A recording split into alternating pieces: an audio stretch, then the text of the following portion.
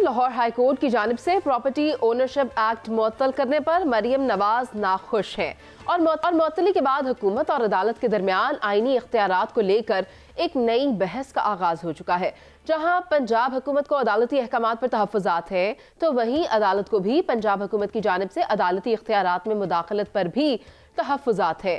مریم نواز نے عدالتی احکامات پر سخت رد عمل دیتے ہوئے کہا ہے کہ ایکٹ کی معطلی کو عوام قبضہ مافیا کی پشت پناہی سمجھیں گے۔ قبضہ مافیا کے خلاف آپریشن کے حوالے سے کس کا موقف درست ہے اور کون غلط، اور ساتھ ہی بات ہوگی سی سی ڈی کی جانب سے ایک ہی خاندان کے 5 افراد کو انکاؤنٹر کر دینے والے کیس کی۔ تو شہزاد حسین بٹ صاحب، سب سے پہلے تو آ جاتے نا ایک بار اس پر آپ مجھے یہ بتائیں، جو پراپرٹی اونرشپ والا معاملہ ہے، اس پر حکومت کو یہ آرڈیننس لانے کی ضرورت ہی کیوں پیش آئی؟ دیکھیں منیزہ معین صاحبہ، باتیں ہیں 3۔ ایک تو بات یہ ہے، میں آپ کو اس کو عدالت کا معاملہ ہے، میں اس پہ کوئی رائے نہیں دینا چاہتا، لیکن میں آپ کو 2-3 باتوں سے کلیئر کر دوں گا پکچر۔ جو سچ ہے وہ عوام اور آپ کے سامنے نظر آ جائے گا۔ پہلا اس کا معاملہ ہے انتظامیہ کا معاملہ، لاہور کی انتظامیہ کا معاملہ۔ وہ ڈی سی آفس میں جو رات کو 12-12 1-1 بجے تک وہ جو محفلیں لگا کرتی تھی، جو انصاف فراہم کیا تھا، وہ کیا ہے۔ اس کی میں مثال آپ کو ایک ایئر بلو طیارہ حادثہ کیس کے حوالے سے بھی دوں گا۔ اور تیسری بات، احسن بھون کو آپ کو غور کرنا پڑے گا کہ اس کی سٹیٹمنٹ آئی ہے اور بڑی اہم سٹیٹمنٹ ہے احسن بھون کی بھی۔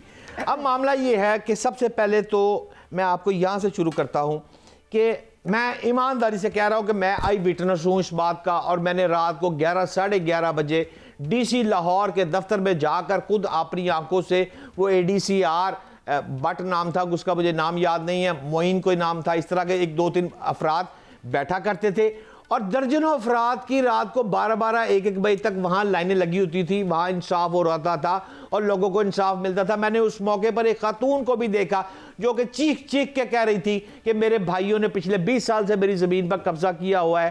اس طرح کے انصاف لوگوں کو فراہم کیے جا رہے تھے، اور میں سمجھتا ہوں کہ یہ جو اقدام تھا، یہ فوری انصاف والا، یہ بہت اچھا فیصلہ تھا حکومت کا، لوگوں کو ریلیف مل رہا تھا۔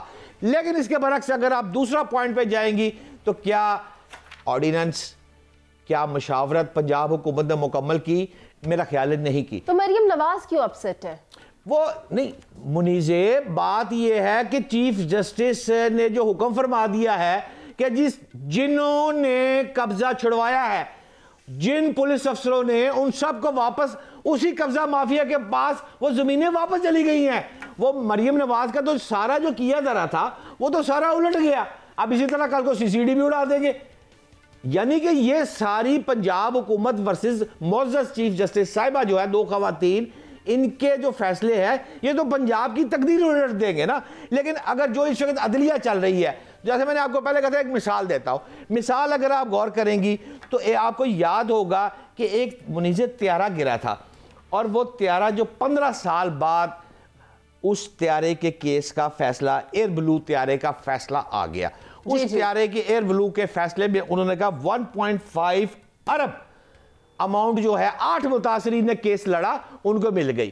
اچھا جی، رقم نہیں ملی، کیا ہوا؟ فیصلہ ہو گیا، فیصلہ آیا۔ مطلب کہ یہ ہے ہمارے ہاں جو انصاف صرف فیصلے ہوتے ہیں کاغذوں میں، قانون کی رفتار سب کے لیے برابر ہونی چاہیے۔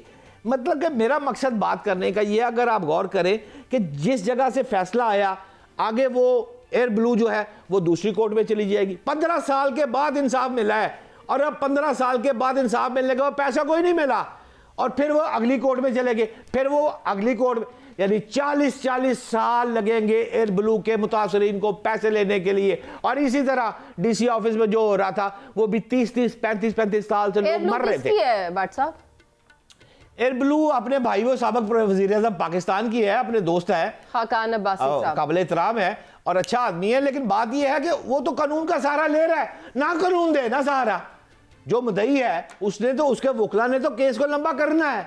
اب یہ پاکستان کے لوگوں کا، حکمرانوں کا، یہ شہباز شریف کا کام ہے، یہ فیلڈ مارشل آصف منیر صاحب کا کام ہے، یہ مریم نواز سمیت بلاول بھٹو کا کام ہے کہ ایسا قانون لے کر آئیں جس سے لوگوں کو فوری انصاف ملے۔ لیکن اگر مریم نواز نے دینا شروع کیا تو الٹ گیا۔ اب اگر الٹ گیا تو تھوڑا سا قصور، کام ٹھیک تھا لیکن تھوڑا سا قصور اس میں یہ تھا کہ اس کو آرڈیننس کے لانے کے ساتھ ساتھ وہ ڈی سی خود نہ اس کا ADCR نہ کرتا, وہ جناب جوڈیشل ایک جناب کمیٹی بنتی, وہ ڈی سی آفس اس کو شفٹ کرتا, وہ جج جو تھا وہ فیصلے کرتا اور فیصلے ہو جاتے. لیکن میرا خیال ہے دور ہو جائے گا, پراپر چینل کے تھرو ہوتا تو کیا مذائقہ تھا. لیکن بٹ صاحب آپ جہاں یہ بات کر رہے ہیں, میں ایئر بلو کا ہی حوالہ دینا چاہوں گی کہ 15 سال بعد غالباً جا کر کہیں انصاف ملا ہے, مگر ابھی بھی رقم نہیں ملی ہے. تو پھر ہوتا کیا ہے ہمارے ملک میں جو انصاف کا نظام ہے, آپ اس کو دیکھیں, کیا یہ واقعی کھوکھلا ہے کہ ایک کیس 40 سال تک چلتا ہے, باپ مر جائے پھر اس کی اولاد آ جاتی ہے عدالت میں, پھر اس اولاد کی بھی آگے اولاد آ جاتی ہے, لیکن تب بھی انصاف نہیں ملتا. تو یہ سسٹم کیا ہے؟ منیز بات یہ ہے, ہمارا مسئلہ یہ ہے, افسوس کے ساتھ کہہ رہا ہوں کہ ہمارا نظام صرف قانون کی کتاب کے مطابق چلتا ہے. وہ اندھا ہے, قانون نظر نہیں آتا. وہ جو بک میں لکھا ہوا ہے, اللہ معاف کرے اللہ معاف کرے, کہتے ہیں جو ہائی کورٹ کا جج ہوتا ہے نا, وہ زمینی خدا ہوتا ہے, وہ لوگوں کے فیصلے کرتا ہے, اس کو قتل کر دیا جائے, اس کو سزائے موت دے دی جائے. مطلب کہ ہائی کورٹ کا جج بہت بڑا آدمی ہوتا ہے, لیکن کرتا کیا ہے, کرتا قانون کے مطابق ہے, اور قانون کے مطابق چلتا ہے. تو پھر احساس, رفتار اور نتائج اس کا حصہ پھر بن نہیں پاتا. اسی لیے لوگ 30 سال کہتے ہیں. میں سمجھتا ہوں اس وقت آ گیا ہے, مریم نواز کو بھی سٹینڈ لینا چاہیے کہ لوگوں کو فوری انصاف اگر عدلیہ دیتی ہے ٹھیک ہے, ورنہ کوئی آرڈیننس لے کے آئے, بیٹھ کر بات کرے, اور انصاف اسی طرح ہونا چاہیے. انصاف اسی طرح ہونا چاہیے. جہاں آپ انصاف کی بات کر رہے ہیں, وہاں مجھے بابا قوم قائد اعظم محمد علی جناح کا ایک کیس یاد آتا ہے.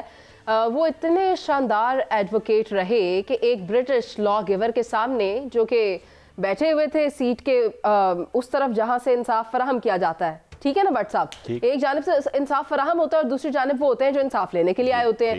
تو جناح اتنے اچھے ایڈوکیٹ تھے کہ جب وہ دلائل دے رہے تھے تو جج صاحب بالکل بغیر کسی الفاظ کے رہ گئے, خاموش رہ گئے, چپ ہو گئے, دھنگ رہ گئے. ان کے پاس کوئی بات ہی نہیں تھی کرنے کی. انہوں نے جناح سے کہا کہ میرے سفید بالوں کا ہی احترام کر لو. بٹ صاحب کین یو امیجن جناح صاحب کا جو اگلے ریمارکس تھے وہ کیا تھے؟ انہوں نے کہا کہ ان بالوں کا کیا احترام کرنا جس کے نیچے کوئی دانائی ہی موجود نہیں ہے. واہ واہ واہ.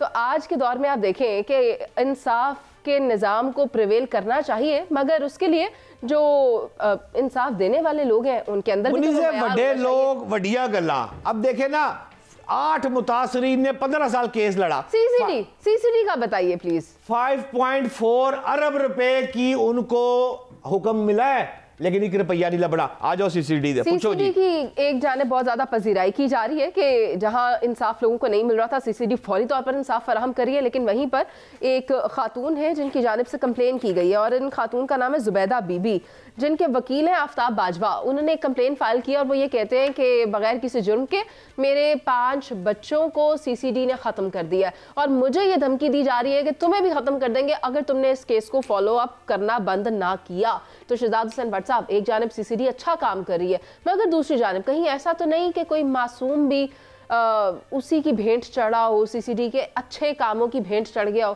کہیں ایسا تو نہیں؟ 2 باتیں ہیں.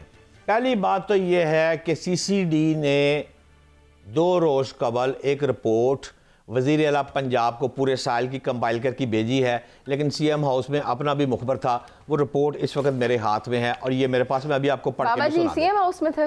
نہیں بابا جی نہیں, یہ مخبر نہیں دی ہے. بابا جی بڑی چیزیں دیتے ہیں, یہ تو صرف رپورٹ ہی ہے جو سی ایم صاحبہ کو گئی ہے. میں آپ کو یہ بھی بتا دیتا ہوں, لیکن اس کے ساتھ ساتھ میں سی سی ڈی کو تھوڑا سا آنا جانا میرا ہے وہاں پر. 2 پوائنٹس ہیں. بٹ صاحب زیادہ نہ جانا, میں چاہتی ہوں کہ آپ ہمارے ساتھ ہی اس پروگرام میں موجود ہیں. نہیں, لیکن سوال یہ ہے, 2 باتیں ہیں میں نے جو وہاں پر نوٹ کی ہیں.